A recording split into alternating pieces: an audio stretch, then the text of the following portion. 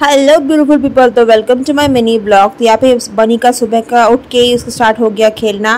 तो ये है बनी का न्यू वे ऑफ डांसिंग। ये उसका व्हील्स एंड द बस वाला जो राइम्स है ना, उसका डांस है। एंड यहाँ पे मैं बहुत ज़्यादा टायर्ड हूँ बिकॉज आज मैं सुबह उठी थी 5:30 बजे एंड मैं उठ के बहुत सारे काम ख़त्म कर बिकॉज मुझे आज जाना था अपने रूट्स स्ट्रेट करने, वापस से सैलून जाना था।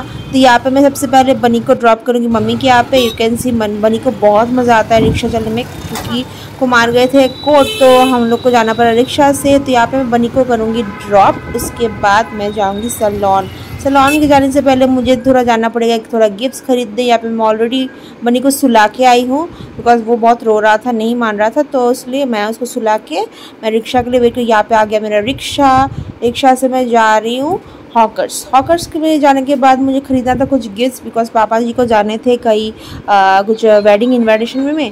तो यहाँ पे मैं जा रही थी किसी दुकान में, मुझे समझ में नहीं आता, लेकिन मेरी मम्मी ने मुझे बोला था एक दुकान, तो वहाँ पे जाके मैं ढूंढ रही थी। जाके देखा कि दुकान बंद है, तो मैं चली गई थी मेरे पुराने वाले आंटी के पास। मुझे थोड़ा हेयर कट, मतलब हेयर थोड़ा जो एजेस थोड़ा स्प्लिटेंस निकल गए थे, तो उसको थोड़ा ट्रिम करना, थोड़ा नीचे से काटना था। तो आंटी भी रेडी है। मैं हमेशा से इसी पार्लर में आती हूँ हेयर कट के लिए, ओनली फॉर हेयर कट।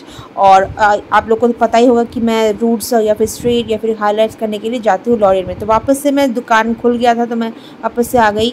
मुझे थोड़ा 2-3 साड़ीज़ लेने थे क्योंकि पापा जी ने कहा था थोड़ा गिफ्ट लेके आने के लिए, तो इसलिए मैंने यहाँ से 2 साड़ीज़ चूज़ करना बहुत ही मुश्किल हो रहा था। मुझे समझ में नहीं आता किस टाइप की साड़ी लूँ, लेकिन मुझे फाइनली 2 कलर चूज़ आ गया, एक ग्रीन और एक पर्पल का मैंने ले लिया था।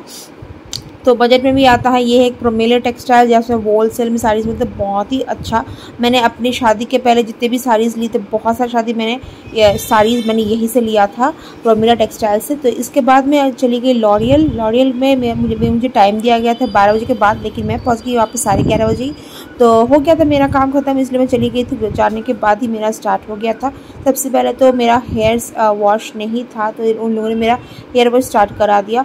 मतलब हेयर वॉश किया, इसके बाद उसको ड्राई किया। ड्राई करने के बाद नेक्स्ट प्रोसीजर था उसमें क्रीम वगैरह डाला। तो मैं यहाँ पे क्रीम लगा के बैठी हूँ।